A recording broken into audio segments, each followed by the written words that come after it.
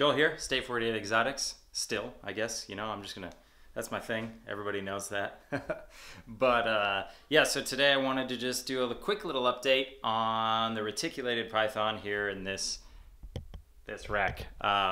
She's fairly young, but not too young, but I picked her up from El Segundo Pythons, probably 6-7 months, I don't know, a while ago.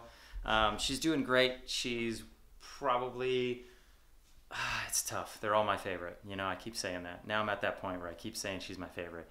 But she's an awesome snake. I love reticulated pythons. I love everything about them. I think they're incredible animals. If they didn't get so giant, I would have just a room full of reticulated pythons. And I know there's super dwarfs out there, but even the super dwarfs, they're not a ball python. They're not as big as a ball python. It would be hard to have as many retics as I do ball pythons. That's, I guess, my point. One day, I would like maybe that to be the case because I absolutely adore the species. They're amazing. But let's go ahead and pull her out. We'll just do a quick little show off. I don't know how long this video will be. It depends on how much I rant. So we'll kind of just go from there. But yeah, at any rate, here we go. Here's Mike. Yeah, you know it. Always rocking that shirt. But all right, so let's do it. Could have slept here for days. I felt your heartbeat, felt your mouth breathe, but it's not real. We were close to see the sun, but clouds got in our way. All right, so here she is. Reticulated pythons, always so easy to catch on camera, right? They're always moving. They're always exploring, wanting to know what's going on next. Yeah, I'm just trying to show off some of her, like I believe it's called the eyelets on the side. Gosh, that marble and the albino traits just go hand in hand. They were born for each other. The pattern changes that it has, just insane. You know, it's hard to really get all this on camera because A, my lighting isn't perfect, and B, she's always moving, so it's hard to get a focus. But yeah, some of the intricacies of her pattern are just amazing. Her neck, I love the marble necks. They seem to be really, the pattern just seems to be really jacked up on the neck. But she is a marble sunfire lavender albino. And you know, a lot of people really like the purple stuff. I really like the purple stuff, but you know, this is the only lavender I own, and not that I own a bunch of retics, I guess, and there's no surprises. This is the only lavender I own. I only own 3, but this is. I always told myself I really only mess with the purple, but when I saw this animal and what she had to offer, it was mind blowing, and I thought she was so pretty, and the oranges on her sides down at her tail were pretty incredible, and I know that's where the Sunfire is really kicking in and showing off some of those colors. And I feel like Sunfire, and I don't know a ton about retic genetics, but I feel like Sunfire is similar to like an enhancing gene in the ball python world, like, you know, Desert Ghost, Yellow Belly Fire, any of those. That really brightens up the whole animal and makes the contrast, you know, more visible. Like it seems like without the Sunfire, I don't think it would be as easy to distinguish between some of the patterns, and I feel like that's what Sunfire really does. It really brings out the different colors and makes them more vibrant. So it's a pretty cool trait. I believe at the time of purchase, this was a world's first animal, and I don't know if any have been made since. If you guys know, let me know. I'd love to see another one just to kind of compare and contrast between Twinkie here and another animal. But yeah, she grows like a weed. She's always hungry, just like every retic. I don't feed her a whole ton. I'm in really no rush to get these animals up to gargantuan size. As I've said before, I don't really exactly expect to do a whole lot of retic breeding in my day. You know, maybe I'll try it once just to kind of do it, kind of just check that box off, you know, and it would be cool to have, you know, some baby retics that, you know, I hatched here. I don't know. It's just kind of a cool thing, something that you produce. There's some, you know, there's a certain amount of pride that goes involved with producing your own animals, and it's pretty cool actually. It's probably one of my favorite things. And what's weird is with that pride comes just extreme bias. You know, you just think your animals are just the best of the best, and in all likelihood they probably are, and so that's what's cool, you know. And that's something I'd really like to do, you know, is breed just so that I can say, A, I've done it, B, I can produce some pretty incredible animals with her and Bam Bam, and then Bam Bam and Pebbles, you know, because Pebbles is your golden child tiger purple.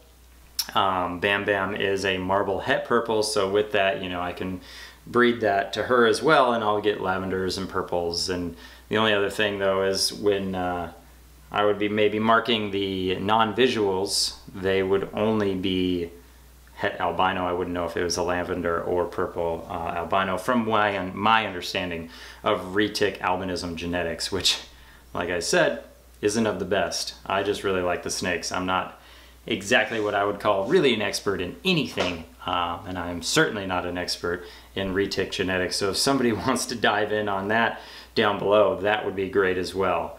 But yeah, here she is. I just love showing her off. I love getting clips of her. I'll try to get some, you know, B-roll running in here at some point, so maybe show her off a little better so you can see some of those colors a little easier. But the cool thing with retics, something that I've really noticed, is this animal only gets better. You know, unlike some ball pythons, they brown out and they fade out, they brown out. They always don't look top shelf quality as they do when they're hatchlings. So what's really cool about retics is they only seem to get better when they age. And that is something I love about them. Like when this snake gets up to its full size, you know, let's say ballpark, she's like 15, 16 feet long. I don't know, you know, maybe, you know, she might get a little bit longer than that. Maybe she's into that 18-foot range, but you know, that's a long ways out. But when she gets up to that size, it's cool because the patterns get bigger, obviously, right? It's just, that's so obvious that the patterns would get bigger because the snake got bigger. But with the patterning getting bigger, you can see the details of the pattern better. And that's what I think is really cool. You know, you have a really large animal and all of a sudden the pattern really pops because now you can see all the details, like the saddles going up its back and everything else that's kind of going on there is just gonna be so much easier to see, and therefore be a nicer looking adult than as a baby. And I think that's something cool with retics. Whereas, you know, can be said the same for ball pythons and stuff. When they get bigger, their patterns are easier to differentiate. But the problem with ball pythons is a lot of times they brown out, you know, going full circle back to that argument. But yeah, here she is. She's doing great. I love showing off my retics. I feel like they don't get enough screen time on my Instagram page, just because they're so hard to get screen time of. You know, it's hard. Like this snake hasn't stopped moving this entire time we've been filming, and though it's not a forever, you know, it's been 6 minutes, and I probably don't even move for 6 minutes straight, especially holding on. But yeah, she's a really pretty animal. She's a sweetheart. I always say, you know, if you're gonna, you know, on my extensive expertness, but when anybody ever questions me about retics or anything like that, I always say, you know, buy your first retic for its personality. Don't necessarily buy it for its genes or its traits or how pretty it is. Definitely, you know, buy a pretty snake. That's, you know, I'm not saying don't buy a pretty snake, but I'm saying I really believe that the first thing you should really consider, if you've never owned a retic before and this is something that you're really considering doing, is buy for behavior first. Traits and genes and genetics second. And because of that, you will develop such a better relationship with these animals and such a better bond with your next couple of retics, because you're going to grow with the snake. You know, you get them as a hatchling, you grow with them as well. Not maybe you in size, certainly the retic in size, but you grow with their personality, you grow with really, I mean, the general actions of what a retic is. You know, every snake is slightly different, but there's characteristics that transfer across the board in between species, really, you know, and retics are known to be moving all over the place, curious and stuff like that, and what do you know? Look what she's doing, you know? So, but you grow with your animal, and I think that's something really unique, and I think that should be kind of your first thought when thinking about an animal like this, because these animals they're large, and they're a large responsibility. And I know I've said that before, but this is a massive responsibility to undertake, and I would hate for anybody to be nervous or scared of the animal they buy. So I always encourage people on their first retic is to buy for personality, you know, docileness, connection. You know, I don't hold the animal. You know, get a feel for it. Let's see how it moves, see how it acts. You know, does it mesh well with you? You know, I don't know. It's all that. It's all of that. You know, obviously you want to have your general idea of the genes you want. Like, for instance, when I went and got Pebbles, you know, for the first time, I really wanted a purple. I really wanted Sunfire, and I really wanted Golden Child. Well, I ended up leaving with a purple Golden Child Tiger. You know, it wasn't necessarily what I wanted, but when I held Pebbles, I knew right away this was the snake I needed. She was absolutely incredible, so docile, so alert, very relaxed, wasn't jumpy, wasn't, you know, right out of the, you know, right as a hatchling. So that was the snake I wanted. I knew it, you know. And then from there, I always work on my snakes too, you know. I'm always messing with their head, you know, and making sure that they're okay with it. And you know, because this is a large snake, and you will at some point, unfortunately, probably need to go to the vet. And having a snake that is more docile and easier to handle and take care of is going to be leaps and bounds easier for you and potentially a vet, you know. So it's just something to consider. Not only that, it's more fun. It's more fun having a big snake that's docile and hanging out and doing snake stuff with you. I mean, you know, that's who we're here for. I'm here for the interaction with the animals, really, you know. The interaction with the animals is you know, that's what comes first, and then everything else is a positive supplement. But at any rate, there she is. Kind of got a still shot of her eye. That's a gorgeous looking snake, I know it. Yep, but we're out of here. Thanks for tuning in, everybody. If you'd be so kind to jump down there and give this video a like, it really helps out.